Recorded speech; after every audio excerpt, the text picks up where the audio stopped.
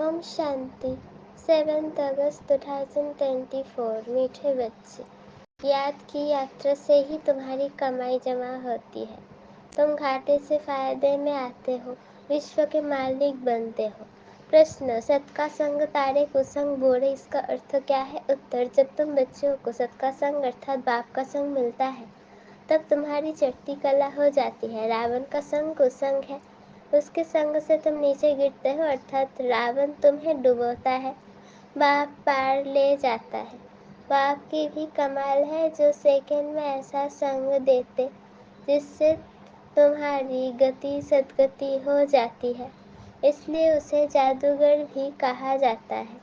ओम शांति। बच्चे याद में बैठे थे, इसको कहा जाता है याद की यात्रा। बाप कहते हैं योग अक्षर काम में ना लाओ, बाप को याद करो, वो है आत्माओं का बाप परमपिता पतित पावन। उस पतित पावन को ही याद करना है। बाप कहते हैं देह के सब संबंध छोड़ एक बाप को याद करो।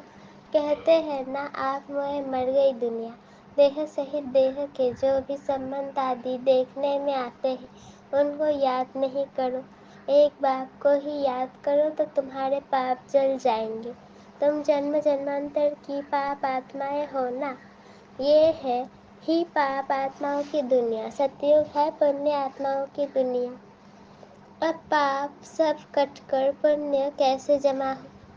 बाप की याद से ही जमा होंगे। आत्मा में मन बुद्धि है ना, तो आत्मा को बुद्धि से याद करना है। बाप कहते हैं तुम्हारे जो भी मित्र संबंधी है उन सबको भूलो, वो सब एक दो को दुख देते हैं।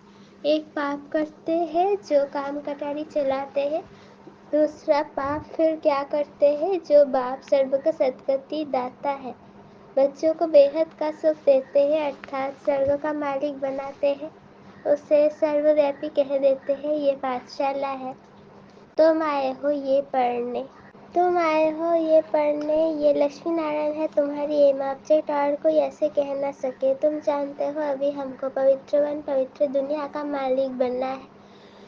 हम ही विश्व के मालिक थे, पूरे 5000 वर्ष हुए। देवी देवता विश्व के मालिक है ना, कितना उच्च पद है, जरूर ये बाप ही बनाएंगे।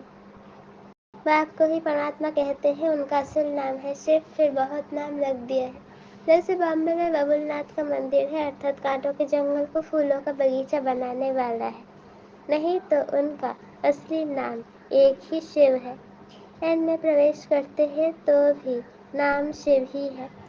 तुमको इन ब्रह्मा को याद नहीं करना है, ये तो देहधारी है। तुमको याद करना है विदेही को, तुम्हारी आत्मा पतित बनी है, उनको पावन बनाना है। कहते भी है महान आत्मा पाप आत्मा, महान परमात्मा नहीं कहते। अपने को परमात्मा व ईश्वर भी कोई कह न सके, कहते भी है महात्मा पवित्र आत्मा। सन्यासी सन्यास करते हैं इसलिए पवित्र आत्मा है। बाप ने समझा है वो भी सभी पुनर्जन्म लेते हैं, देहधारियों को पुनर्जन्म जरूर लेना पड़ता है। विकार से जन्म ले, फिर जब बड़े बालिग बन जाते हैं तो संन्यास कर लेते हैं। देवता तो ऐसे नहीं करते, वो तो एवर पवित्र है। बाप अभी तुमको आसुरी से दैवी बनाते हैं, दैवी गुण धारण करने से देवी संप्रदाय बनेंगे। देवी संप्रदाय रहते हैं सतयुग में, आसुरी संप्रदाय रहते हैं कलयुग में। अभी है संगम युग, अब तुमको बाप मिला है, कहते हैं अब तुमको फिर दैवी संप्रदाय बनना है जरूर। तुम यहाँ आए ही हो दैवी संप्रदाय बनने, दैवी संप्रदाय वालों को अथाह सुख है। इस दुनिया को कहा जाता है हिंसक, देवताएं है अहिंसक। बाप कहते हैं मीठे मीठे रूहानी बच्चों, बाप को याद करो। तुम्हारे जो गुरु लोग हैं वो भी सब देहधारी है। अभी तुम आत्माओं को परमात्मा बाप को याद करना है। सुख तब मिलेगा जब तुम पुण्य आत्मा बनेंगे। 84 जन्मों के बाद ही तुम पाप आत्मा बन जाते हो। अभी तुम पुण्य जमा करते हो, योग बल से पापों को खत्म करते हो। इस याद की यात्रा से ही तुम विश्व के मालिक बनते हो। तुम विश्व के मालिक थे तो सही ना। वो फिर कहाँ गए ये अभी बाप ही बताते हैं। तुमने 84 जन्म लिए, सूर्यवंशी चंद्रवंशी बने। कहते भी है भक्ति का फल भगवान देते हैं। भगवान कोई देहधारी को नहीं कहा जाता है, वो है ही निराकार शिव। उनकी शिवरात्रि मनाते हैं तो जरूर आते हैं ना, परंतु कहते हैं तुम्हारे सदृश जन्म नहीं लेता हूँ। मुझे शरीर का लोन लेना पड़ता है। मुझे अपना शरीर नहीं है। अगर होता तो उनका नाम होता। ब्रह्मा नाम तो इनका अपना है।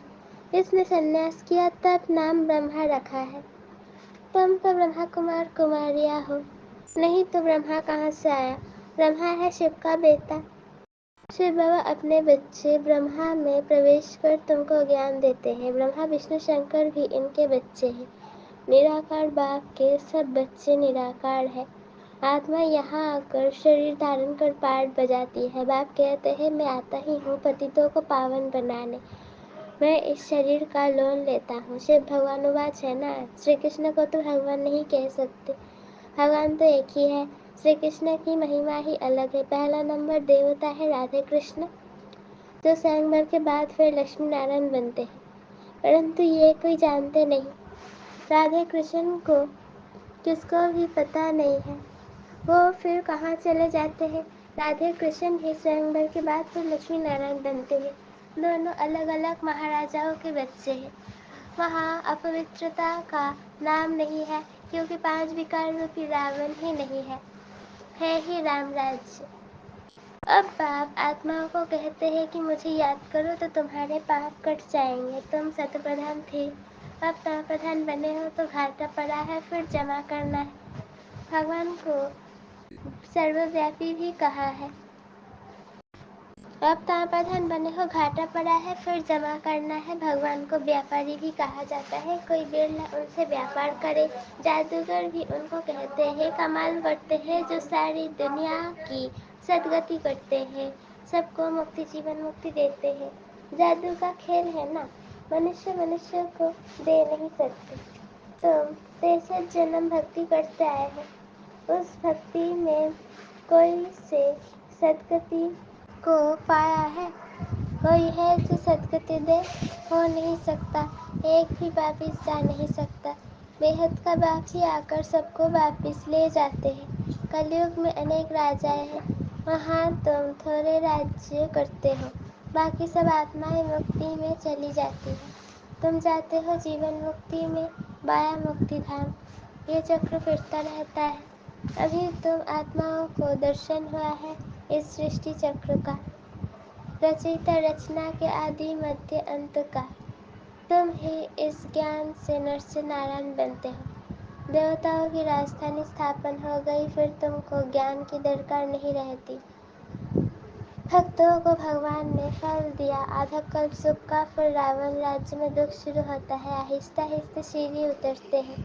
तुम सतयुग में हो तो भी एक दिन जो बीता, सीढ़ी उतरनी होती है। तुम 16 कला संपूर्ण बनते हो, फिर सीढ़ी उतरते ही हो। सेकंड बाय सेकंड टिक टिक होती है, उतरते ही जाते हैं। समय बीतते बीतते इस जगह आकर पहुँचे हो, वहाँ भी तो ऐसे ही घड़ियाँ बीतती जाएगी। हम सीढ़ी चढ़ते हैं एकदम फट से, फिर नीचे उतरनी है जो मिसल। बाप कहते हैं मैं सर्व की सदगति करने वाला हूँ। मनुष्य मनुष्य की सदगति कर न सके, क्योंकि वो विकार से पैदा होते हैं, पतित है। वास्तव में श्री कृष्ण को ही सच्चा महात्मा कह सकते हैं। ये महात्मा लोग तो फिर भी विकार से जन्म ले फिर संन्यास करते हैं। वो तो है देवता। देवता तो सदैव पवित्र है, उनमें कोई विकार होता नहीं।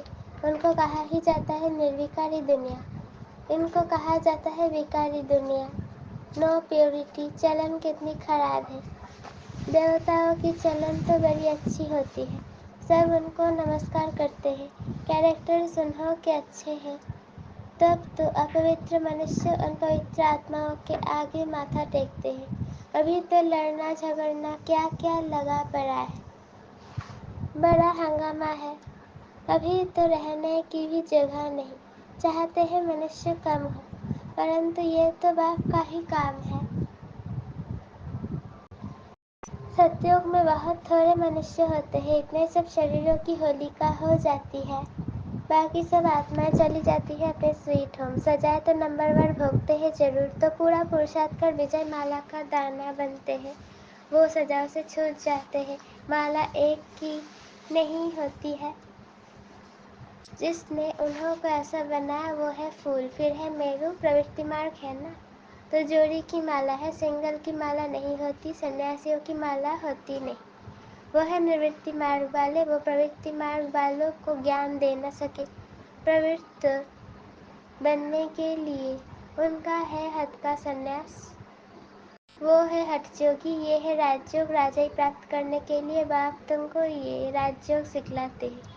बाप हर 5000 वर्ष बाद आते हैं। आधा कल्प तुम राजाई करते हो सुख में, फिर रावण राज्य में आहिस्ते आहिस्ते तुम दुखी हो जाते हो। इसको कहा जाता है सुख दुख का खेल।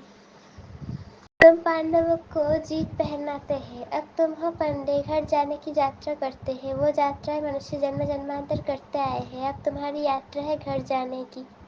बाप आकर तुमको मुक्ति, जीवन मुक्ति का रास्ता बताते हैं। तुम सबको जीवन मुक्ति में, बाकी सब मुक्ति में चले जाएंगे। हाहाकार के बाद फिर जय जयकार हो जाती है। अभी है कलयुग का अंत, आफतें तो बहुत आने की है। फिर उस समय तुम याद की यात्रा में रह नहीं सकेंगे, क्योंकि हंगामा बहुत हो जाएगा। इसलिए बाप कहते हैं अब याद की यात्रा को बढ़ाते जाओ तो पाप भस्म हो जाए, और फिर जमा भी करो, सत्य प्रधान तो बनो। बाप कहते हैं मैं हर कल्प के पुरुषोत्तम संगम युग पर आता हूँ। यह तो बहुत छोटा सा ब्राह्मणों का युग है। ब्राह्मणों की निशानी छोटी होती है। ब्राह्मण, देवता, क्षत्रिय, वैश्य, शूद्र, ये चक्र फिरता ही रहता है। ब्राह्मणों का बहुत छोटा कुल होता है। इस छोटे से युग में बाप आकर तुमको पढ़ाते हैं। तुम बच्चे भी हो तो स्टूडेंट भी हो, फॉलोअर्स भी हो, एक के ही है। ऐसा कोई मनुष्य होता नहीं जो बाप भी हो, शिक्षा देने वाला टीचर भी हो, सृष्टि के आदि मध्य अंत का ज्ञान देता हो, फिर साथ में भी ले जाए। ऐसा कोई मनुष्य हो न सके। ये बातें अभी तुम समझते हो। सतयुग में ही पहले पहले बहुत छोटा झाड़ होता है, बाकी सब शांति धाम में चले जाएंगे। बाप को कहा जाता है सर्व का सदगति दाता। बाप को बुलाते हैं है पतित पावन बाबा आओ। दूसरी तरफ फिर कहते हैं परमात्मा कुत्ते बिल्ली पत्थर ठिक्कर सब में है। बेहद के बाप का अपकार करते हैं। बाप जो विश्व का मालिक बनाते उनको डिफेम करते हैं। इसे कहा ही जाता है रावण का संग दो, सत का संग तारे, कुसंग डुबाए। रावण राज्य शुरू होता है तो तुम गिरने लग पड़ते हो। बाप आकर के तुम्हारी चढ़ती कला करते हैं। बाप आकर मनुष्य को देवता बनाते हैं तो सर्व का भला हो जाता है। अभी तो सब यहाँ है, बाकी जो भी रहे हुए हैं वो आते रहते हैं। जब तक निराकारी दुनिया से सब आत्माएं आ जाएगी तब तक तुम इम्तिहान में भी नंबरवार पास होते जाएंगे। इनको कहा जाता है रूहानी कॉलेज। रूहानी बाप रूहानी बच्चों को पढ़ाने आते हैं। रावण राज्य आया तो फिर शरीर छोड़ अपवित्र राजा बने और पवित्र देवताओं के आगे माथा टेकने लगे। आत्मा ही पतित अथवा पावन बनती है। आत्मा पतित तो शरीर भी पतित मिलता है। सच्चे सोने में खाद पड़ती है तो खाद का जेवर हो जाता है। अब आत्मा से खाद निकले कैसे, योग अग्नि चाहिए, उनसे तुम्हारे विक्रम विनाश हो जाएंगे। आत्मा में चांदी तांबा लोहा पड़ गया है, ये है खाद। आत्मा सच्चा सोना है, अब झूठी बन गई है, वो खाद निकले कैसे। ये है योग अग्नि, ज्ञान चिता पर बैठे हो। आगे थे काम चिता पर, बाप ज्ञान चिता पर बिठाते हैं। सिवाय ज्ञान सागर बाप के और कोई ज्ञान चिता पर बिठा न सके। मनुष्य भक्ति मार्ग में कितनी पूजा करते हैं, लेकिन किसको जानते नहीं। अभी तुम सबको जान गए हो। तुम सब देवता बनते हो तो फिर पूजा की बात ही खत्म हो जाती है। जब रावण राज्य शुरू होता है तब भक्ति शुरू होती है। अच्छा, मीठे मीठे सिकीले थे बच्चों प्रति माता पिता बाप दादा का याद प्यार और गुड मॉर्निंग। रूहानी बाप की रूहानी बच्चों को नमस्ते। हम रूहानी बच्चों की रूहानी माता पिता बाप दादा को याद प्यार गुड मॉर्निंग और नमस्ते। शुक्रिया बाबा शुक्रिया। धारणा के लिए मुख्य सर पहला पॉइंट, सजाओ से मुक्त होने के लिए विजय माला का दाना बनने का पुरुषार्थ करना है। रूहानी पंडा बन सबको शांति धाम घर की यात्रा करानी है। दूसरा पॉइंट, याद की यात्रा को बढ़ाते बढ़ाते सब पापों से मुक्त हो जाना है। योग अग्नि से आत्मा को सच्चा सोना बनाना है, सत्य प्रधान बनना है। वरदान, हर घड़ी को अंतिम घड़ी समझ सदा एवर रेडी रहने वाले तीव्र पुरुषार्थी भव। अपनी अंतिम घड़ी का कोई भरोसा नहीं है, इसलिए हर घड़ी को अंतिम घड़ी समझते हुए एवर रेडी रहो। एवर रेडी अर्थात तीव्र पुरुषार्थी। ऐसे नहीं सोचो कि अभी तो बिना सोने में कुछ टाइम लगेगा फिर तैयार हो जाएंगे, नहीं। हर घड़ी अंतिम घड़ी है, इसलिए सदा निर्मोही निर्विकल्प निर्व्यर्थ, व्यर्थ भी नहीं, तब कहेंगे एवर रेडी। कोई भी कार्य करते हुए लेकिन अपनी स्थिति सदुपराम हो, जो होगा वो अच्छा होगा। स्लोगन, अपने हाथ में लौ उठाना भी क्रोध का अंश है। अपने हाथ में लौ उठाना भी क्रोध का अंश है। ओम शांति।